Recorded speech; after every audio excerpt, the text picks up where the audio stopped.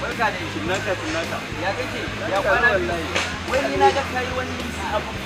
ya fita ya ai kawai ka bari wani kamar abin da samu haka yi ai ni yanzu na daina kame ya abu har gida Allah ka lamba daya inda kana son bidiyon kai ba kai quality ka je ka tafi lamba yana kan garin ka busa wace wai aka busa yake zo ne aka busa kana zuwa ka ce Mr. lamba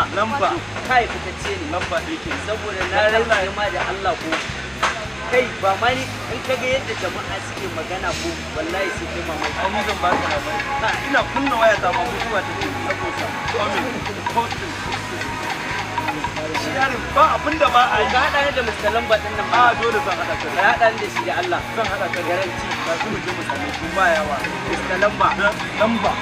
duk wanda kace ma lamba an gama kai kan magana ba ni mu je zan kai garanti